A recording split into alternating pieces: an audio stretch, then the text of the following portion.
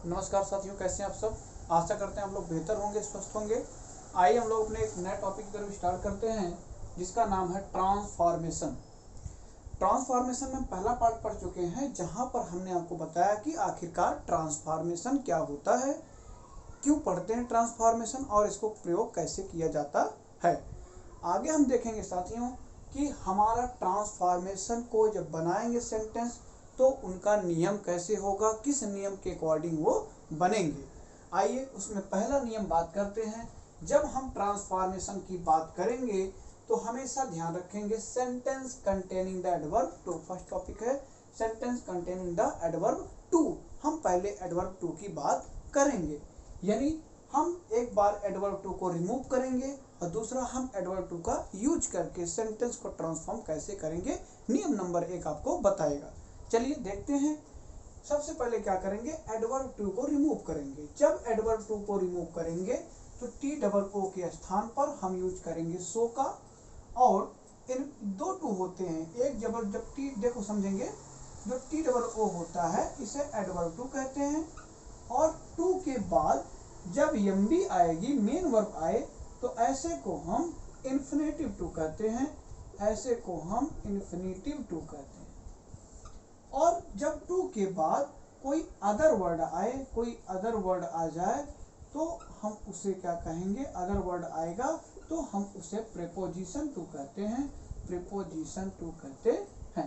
इतनी सी बात आपको समझ में आनी चाहिए। जैसे हमने क्या देखा कि जब एडवर्ब टी डबल ओ की बात होगी तो वो एडवर्ब टू होगा, और जब इन्फिनेटिव टू की बात होगी तो टू के बाद एम बी फर्स्ट होगा, टू के जस्ट पहले, टू के तुरंत बाद हमारा क्या होगा, एम बी फर्स्ट होगा। To plus M B first आएगा तो इन्फिनेटिव टू कहा जाएगा, और जब टू के बाद अदर वर्ड आएगा तो प्रीपोजिशन टू कहा जाएगा। पहले हम कंटेंट में देखेंगे, जब दो टू साथ में आएंगे यानी एडवर्ब टू और आपका इन्फिनेटिव टू जब दोनों साथ में आएगा तो इंटरचेंज हम कैसे करेंगे, उस नियम को हम देखने जाएंगे। अब बात करते हैं कुछ एग्जाम्पल की, और हम देखेंगे कि क्या इस दो नियम से हमारा कैसे ट्रांसफॉर्म द सेंटेंस चेंज होता है। जैसे सपोज करिए हमने लिखा एग्जाम्पल के रूप में, पहला एग्जाम्पल हमने लिया, he is too weak, he is too weak to walk, he is too weak to walk. Transform करना है सेंटेंस को, रिमूव करना है एडवर्ब टू को, रिमूव करना है किसको, एडवर्ब टू को। देखेंगे तो ही लिखा है, ही ऐसे ही, इज ऐसे ही, टू को हटा करके हम सो का प्रयोग करेंगे। टू के हटा किसका प्रयोग करेंगे, सो का, टू के स्थान पर सो। फिर आपको लगाना है इन्फिनेटिव टू को हटाना है, इसको हटाना है, तो हम क्या करेंगे, ही इज सो वीक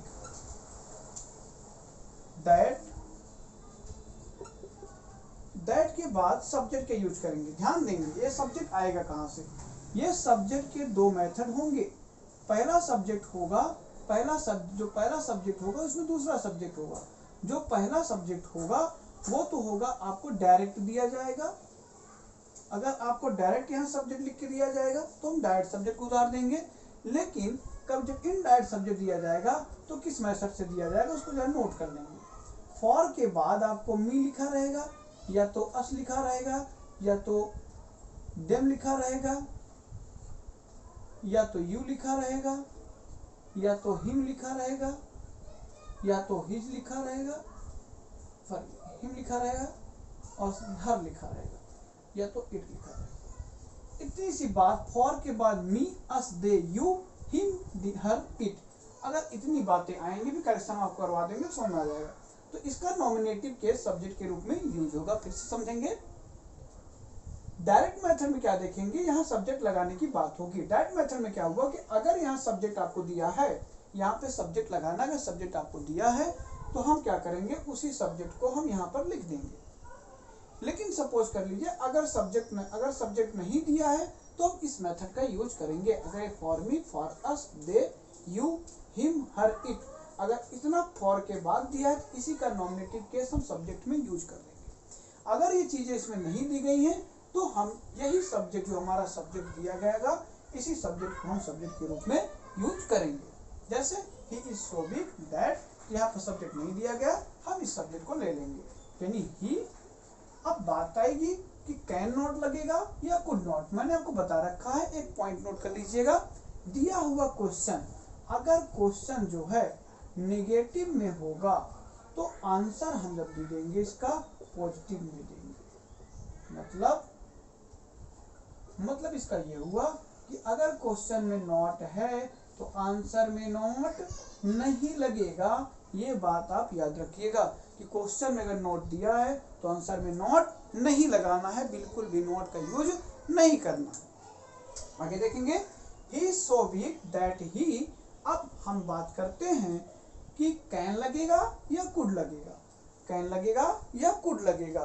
तो कैन का प्रयोग हमेशा प्रेजेंट में होगा और कुड का प्रयोग हमेशा पास्ट में होगा। कैन यूज किया जाएगा किसमें? प्रेजेंट में, सिंपल प्रेजेंट में। कैन का यूज सिंपल प्रेजेंट में, और कुड का यूज जो है क्या होगा? सिंपल पास्ट में होगा। क्लियर हुआ? Yes no? सिंपल प्रेजेंट में कैन का और सिंपल पास्ट में कुड का प्रयोग होगा। सर बताएं कि हम कुड का प्रयोग कैसे मानेंगे कि ये पास्ट टेंस में है? तो पास्ट टेंस का मतलब हुआ यही हेल्पिंग वर्ब आपको बताएगा, या यहाँ का वर्ब बताएगा कि क्या करेंगे, फाइनाइट वर्ब जो होगा वो बताएगा कि कैसे हम क्या करेंगे, सिंपल प्रेजेंट को सिंपल पास्ट को पहचानेंगे। अब ये जयमाल लग रहा तो सिंपल प्रेजेंट का है, so we use the can. Can not, तो he is so weak that he can not walk. ये आपका करेक्शन बन के तैयार हो जाएगा। बात समझ में आई या नहीं? अब हम टॉपिक को थोड़ा सा आगे बढ़ाते हैं, आपको कुछ और करेक्शन हम कराते हैं, ध्यान से लगे रहिए।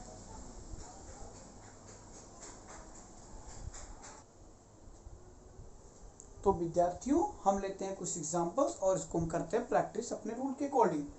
चलिए, लिखा फर्स्ट क्वेश्चन है हमारे पास, he is too old to run. First too adverb too, second to infinitive to, because run के पहले क्या लगा है? Infinitive to. चेंज करेंगे, सबसे पहले क्या हो जाएगा इंटरचेंज का? He is, T double O को हटा क्या लिखते हैं? सो ओल्ड दैट, सब्जेक्ट नहीं है, सब्जेक्ट ही लग जाएगा। He, present in simple present, तो can not, he can not, he can, that he cannot run। Clear हुआ? Yes no? क्लियर हो गया होगा? सेकंड एग्जांपल देखते हैं हम लोग, ठीक है। The father was too weak to control his sons. The father was too weak, क्या हो जाएगा? क्या? द फादर वाज, टू को चेंज करेंगे क्या हो जाएगा? सो वीक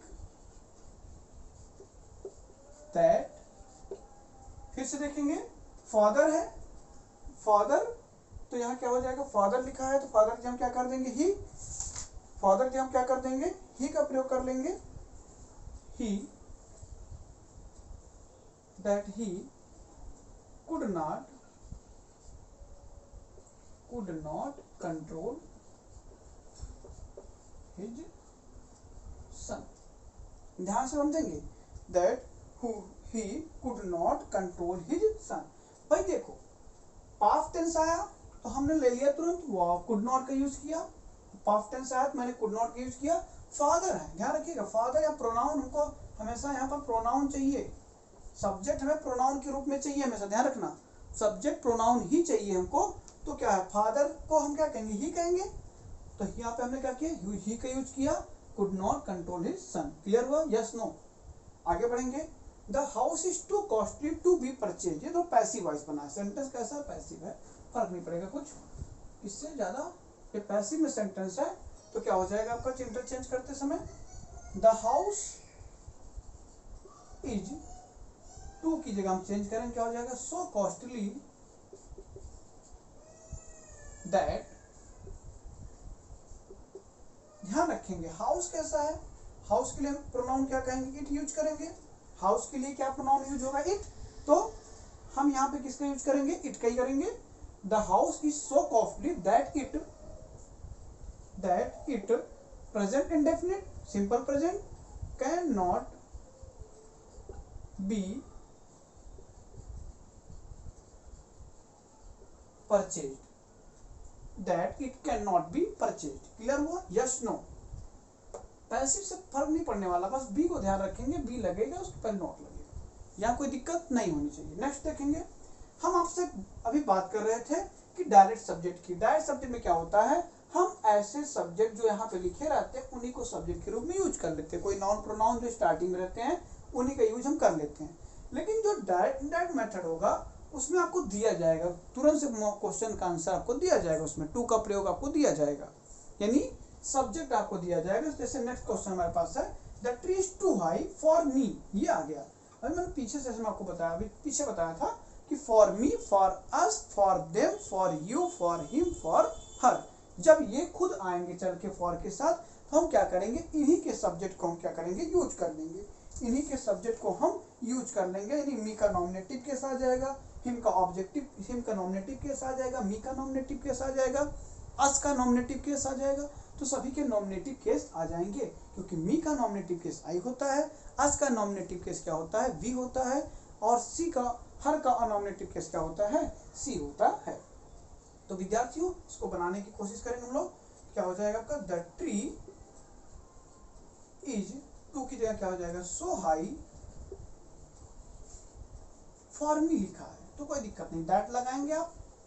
यहां से सब्जेक्ट आप उठाएंगे, देखिए मी है और किसके साथ है, फॉर मी है।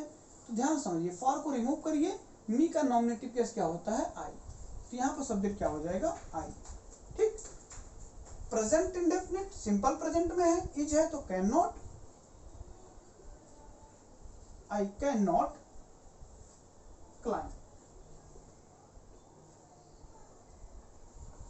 I can not climb. बात समझ में आई या नहीं, कोई दिक्कत नहीं होनी चाहिए।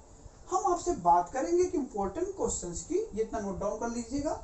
हम आपसे क्वेश्चन की, इंपॉर्टेंट क्वेश्चन की बात करेंगे जिसमें 3 टू साथ में आएंगे। एक टू ये होगा टी डबल ओ, दूसरा टू टी ओ आएगा और तीसरा टू टी ओ आएगा।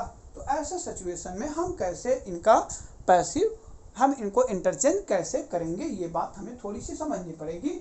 हम चलते हैं अपने आगे टॉपिक की तरफ और इसको बनाने की कोशिश करते हैं कि आखिरकार अगर जो तीनों टू साथ में आएंगे तो इनका यूज हम कैसे करते हैं। इस बात को थोड़ी सी चर्चा इस पे करेंगे, फिर हम सेशन को आगे बढ़ाएंगे। बात समझ में आ रही है या नहीं?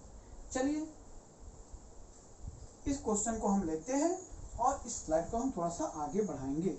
बड़ा इंपॉर्टेंट, बड़ा प्यारा क्वेश्चन है कि जब तीनों टू साथ में आएंगे तो क्या करेंगे। ही इज टू प्राउड, ऊपर लिख लेते हैं इसको, क्या था लिखा था, he is too proud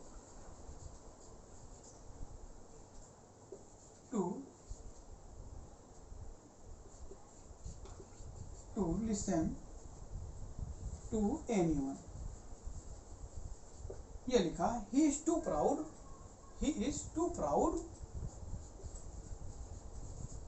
to listen to anyone। ध्यान से समझेंगे क्वेश्चन को, बहुत बड़ी बात नहीं है, हम लोग क्लियर कर सकते हैं इसको।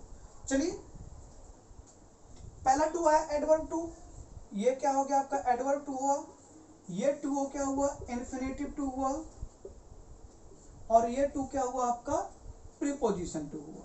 जब तीनों टू साथ में आ जाएं तो ध्यान रखिएगा एक सिंपल सी मेरी बात, जो हम यहाँ के टी ओ को हटा करके, इन्फिनेटिव टू को हटा करके हम क्या करते थे, कैन का यूज करते थे या कुड का यूज करते थे।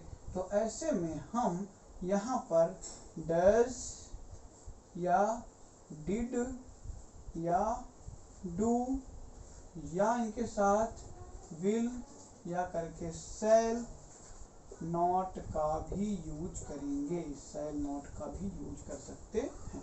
इतनी सी बात आपको सीखनी पड़ेगी, क्या कि जहां पर हमारा T double O, T O ये आएंगे, तीनों साथ में आएंगे, तो मेरे पास चांसेस क्या है, कैन के अलावा मैं कुड में, कैन कुड के अलावा do does did will shall में भी यूज कर सकते हैं। ये हमारे पास गोल्डन अपॉर्चुनिटी रहेगी, कोई दिक्कत नहीं होनी चाहिए। चलिए देखते हैं क्वेश्चन क्या कह रहा है, क्वेश्चन के हिसाब से बनाते हैं इसको। लिखा ही इज टू प्राउड, तो क्या हो जाएगा, he is so proud that, subject तो है नहीं, सब्जेक्ट अपना ही लगाना पड़ेगा, ही। ध्यान से देखेंगे, इज आया तो सिंपल प्रेजेंट किसके पास हम हमारे पास जाने के चांसेस किसके पास है, इसके पास है। सिंपल प्रेजेंट की बात है, तो ही सिंगुलर है तो डज नॉट लगता है, ही डज नॉट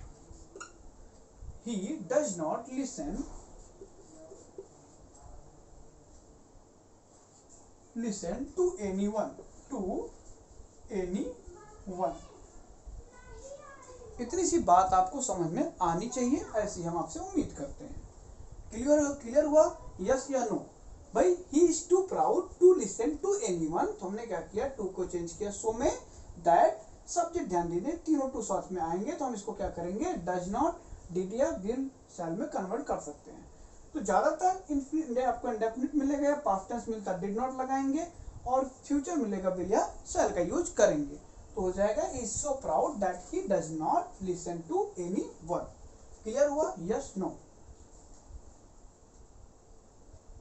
अगर ये क्लियर हो गया आपका, तो हम थोड़ा सा सेशन को आगे लेंगे और देखेंगे कि जब एडवर्ब टू अकेले आएगा तो कैसे इसको हम बनाएंगे। चलिए आगे देखते हैं इसको हम।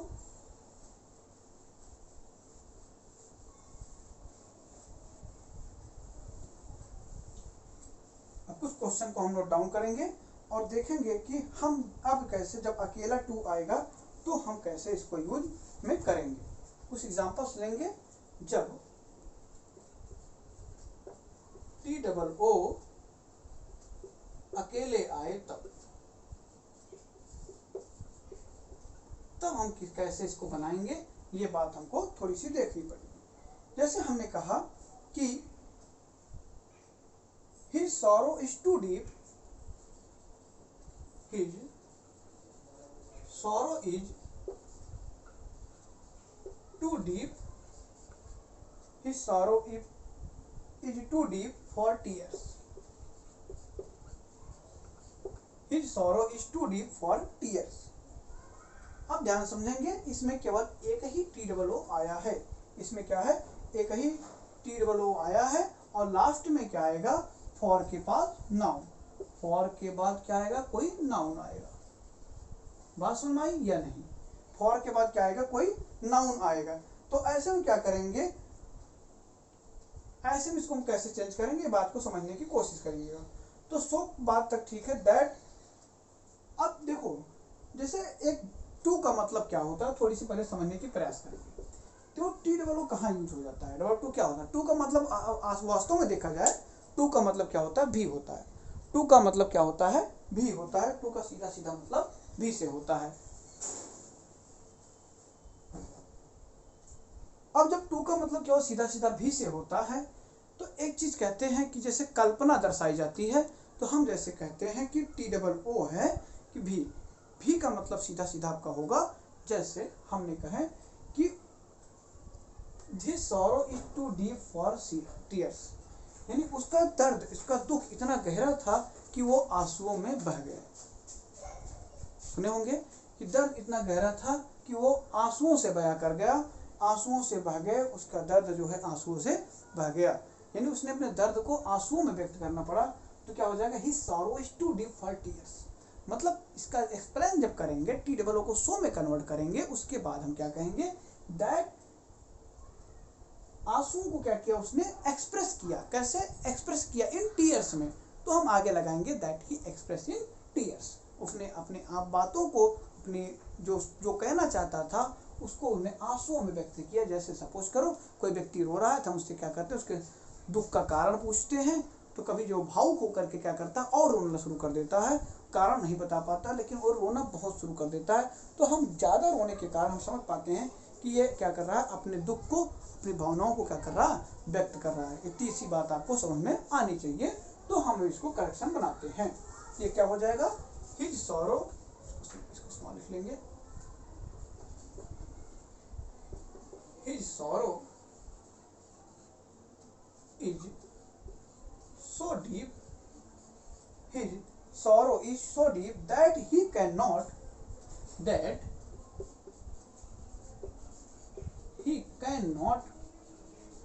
express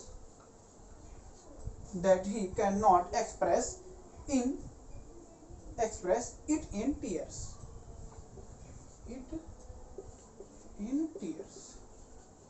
फॉर टीयर्स क्या आ गया ना, फॉर के लिए हम क्या करेंगे यहाँ पर इट का यूज करेंगे, क्योंकि आंसू जो है वो नॉन लिविंग होता है, इसलिए हम क्या करेंगे, इट का प्रयोग करेंगे। तो हमने क्या देखा कि it is his sorrow is so deep that he can not express it in tears.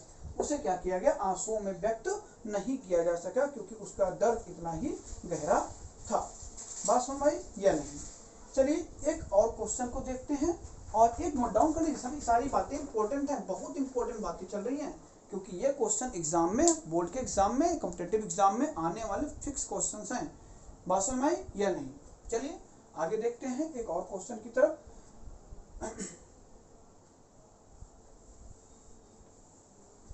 एक और अलग टाइप का क्वेश्चन लेते हैं और उसको समझने का करते हैं प्रयास। लिखा आपके पास, he is too eager for press.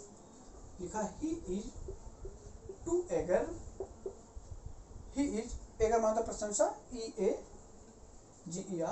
To press. Press माने होता है प्रशंसा करना, एगर माने एगर उत्तेजना की बात होती है। अब ध्यान देंगे, जब क्या हो जाए टू के बाद एडजेक्टिव का प्रयोग हुआ हो, देखो TOO के बाद जब क्या हुआ हो, एडजेक्टिव का प्रयोग हुआ। एगर क्या है, एडजेक्टिव है, टू के बाद क्या आया है, एडजेक्टिव आया है, और दूसरा वाला टू आया है, टू प्रेस आया है। बात समझ में आई या नहीं? एडजेक्टिव फॉर प्रेस होगा, यहाँ लिखा था, फॉर में लिखा, एडजेक्टिव के बाद आपका क्या है, फॉर प्रेस है। He is too eager for praise, यानी एडजेक्टिव उसके तुरंत बाद आए, फिर फॉर के बाद हम क्या करेंगे, एक्सट्रीमली या ओवर का प्रयोग करेंगे। ध्यान सुनेंगे, जब TOO, बस यहाँ एक बात आपको सीखनी है, जब क्या हो, TOO अकेले आए। जब TOO आगे अकेले आएगा तो हम क्या करेंगे, TOO को रिमूव करना है और एक वर्ड फ्रेज का यूज करना है। फ्रेज का नाम है बियॉन्ड द प्रॉपर लिमिट। एक ही बात याद रखना है, beyond the proper limit, beyond the proper limit का यूज करना है। TOO को रिमूव करना है, सिंगल TOO आता है तो बियॉन्ड द प्रॉपर लिमिट का यूज करना है, बियॉन्ड द प्रॉपर लिमिट का यूज करना है। या आप TOO को रिमूव करके, आप TOO को रिमूव करके ओवर का प्रयोग करने वाले हैं, या एक्सट्रीमली का प्रयोग करने वाले हैं, या आप किसका प्रयोग कर सकते हैं, एक्सट्रीमली का प्रयोग कर सकते हैं, EXTRE,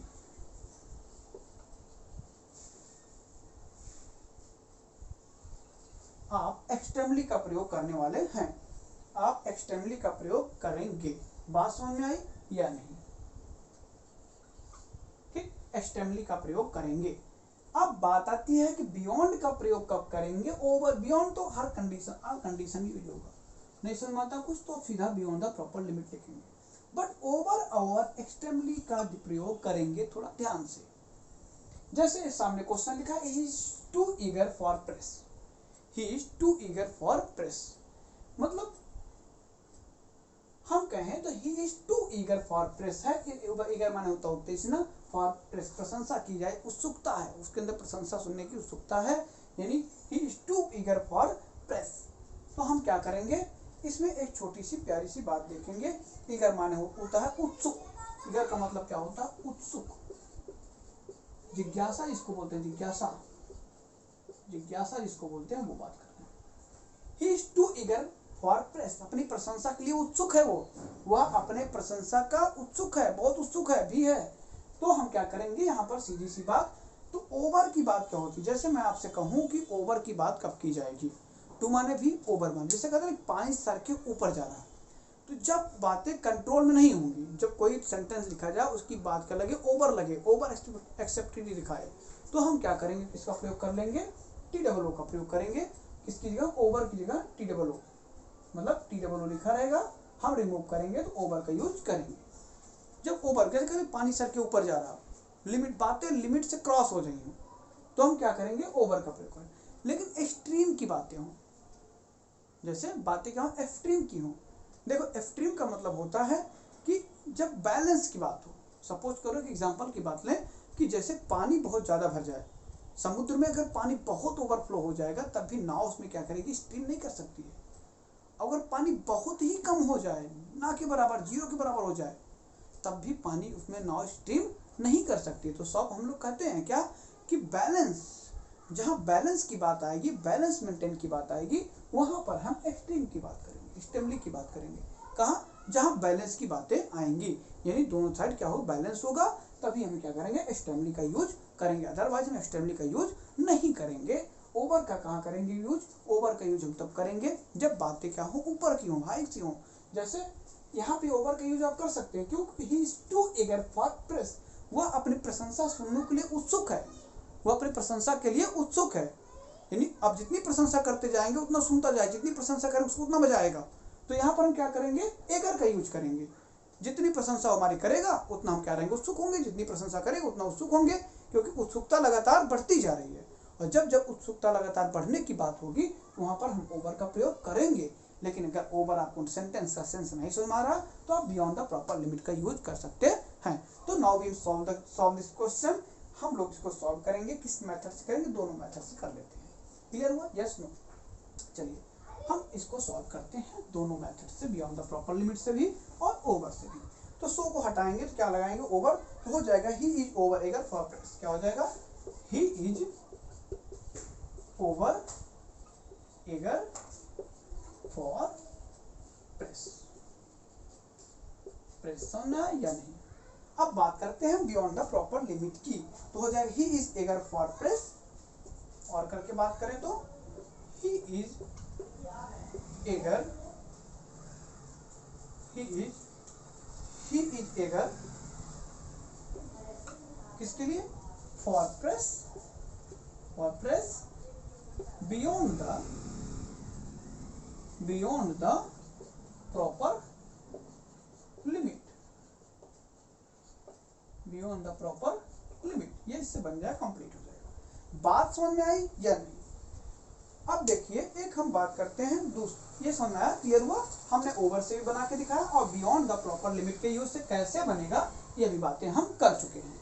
एक छोटी सी प्यारी सी बात और करेंगे कि अगर हम ओवर की जगह एक्सट्रीमली का यूज कब करेंगे और कैसे करेंगे, इस बात को भी थोड़ा सा ध्यान में रख के आगे बढ़ेंगे। एक क्वेश्चन आपके लिखा है, the weather is too hot, मौसम की बात की जा रही है। The weather WEATHER is too hot. एक बात को समझ लीजिएगा, मैंने आपसे कहा एक्सट्रीमली का यूज कब करेंगे, हमने कहा एक्सट्रीमली का यूज कब करेंगे, TOO के स्थान पर TOO को रिमूव करके हम एक्सट्रीमली का यूज कब करें। ध्यान सुनिएगा, जैसे हमने आपसे कह दिया कि भाई TOO को हटा के हम एक्सट्रीमली का यूज करने वाले हैं, तो कैसे करेंगे, कब करेंगे एक्सट्रीमली का यूज, तो ध्यान से समझने की कोशिश करिए। लिखा है the weather is too hot, या मैं कहूँ the coffee is too hot. एक बात बताइए, अगर कॉफी बहुत हॉट है तो क्या पी सकते हैं, यस या नो? अगर कॉफी बहुत हॉट है तो आप क्या पी सकते हैं क्या, यस या नो? नहीं, क्योंकि उसको वेट करेंगे। कब तक वेट करेंगे, जब तक वो क्या हो जाएगी, पीने के लायक नहीं हो जाएगी, तब तक आप क्या करेंगे, वेट करेंगे, स्ट्रीम करेंगे, बैलेंस दिखाएंगे। लेकिन सपोज करिए, जैसे मान लीजिए कि अगर मैं नाव का एग्जांपल दिया आपको, नदी है, यस नदी है, नदी में बहुत सारा पानी बड़ा बाढ़ टाइप की आई है, पानी ओवर हो रहा है, फ्लो हो रहा है, और अगर पानी फ्लो हो रहा है तो क्या नाव को स्ट्रीम कराया जा सकता है, यस नो? नाव को स्ट्रीम नहीं कराया जा सकता, नाव तैर नहीं सकती। सपोज करो, उल्टा सोचो, मान लीजिए पानी बहुत ही कम हो, सतह में पानी हो, फिर भी नाव को स्ट्रीम नहीं कराया जा सकता है। इसका मतलब हुआ कि स्ट्रीम करने के लिए बैलेंस की जरूरत है। स्ट्रीम वही होगा जहां बैलेंस होगा, यानी बैलेंस होने के कारण ही जहां पर बैलेंस की बात आएगी वहां पर एक्सट्रीमली का यूज करेंगे। जब हम किसी वस्तु का प्रयोग क्या करेंगे, एक्सट्रीमली के दृष्टिकोण से करेंगे, एक्सट्रीमली मतलब बैलेंस के दृष्टिकोण से करेंगे, तो वहां हम we use the word extremely का यूज करेंगे रिमूव टू की दृष्टिकोण से। Yes no? क्लियर हुआ? Yes no?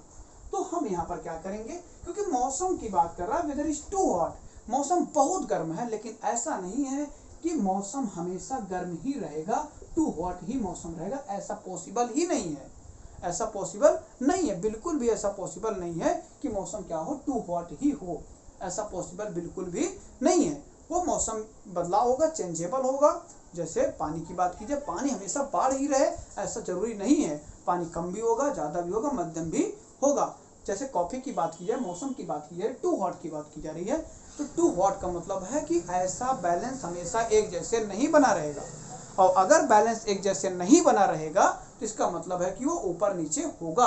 अगर वो ऊपर नीचे होगा तो हम उसका बैलेंस की जब बात आएगी तो मैं वहां एक्सट्रीमली का यूज करेंगे।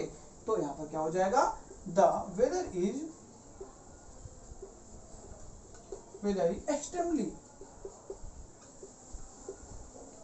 extremely hot, the weather is extremely hot। बात समझ में आई या नहीं? कोई दिक्कत समस्या परेशानी नहीं होनी चाहिए, ये बातें आपको समझ में आनी चाहिए। इस एग्जांपल आपकी प्रैक्टिस बुक में दी गई है, आप ज़्यादा से ज़्यादा प्रैक्टिस करिएगा। नहीं समझ में आता तो आप हमसे बोल दीजिएगा, क्वेश्चन को बना करके आपके एक क्लास में हम क्वेश्चन ही ढेर सारे सॉल्व करें। क्योंकि देखो 12th वाले ध्यान से सुने, क्योंकि इसके ट्रांसफॉर्मेशन नाम के टॉपिक को आप करते रहिए, क्योंकि जैसे ही उधर सेकेंड वाले टॉपिक में हमारा जो टेंस चल रहा है, टेंस जैसे ही कंप्लीट होगा हम ले लेंगे तुरंत अगला एक टॉपिक जिसका नाम होगा हमारा एक्सट्रीमली। इसके बाद जो हमारा अगला टॉपिक आएगा उसमें टेंस खत्म होने के बाद हम ट्रांसलेशन के बाद हम तुरंत नरेशन को शुरू कर देंगे, नरेशन भी वहां से हम कंप्लीट करा ले जाएंगे। बात समझ में आ रही है? Yes no? बढ़े हम आगे, चलिए। देखिए the weather is extremely hot, यहाँ तक कोई दिक्कत नहीं होनी चाहिए आपको, ऐसा हम महसूस करते हैं।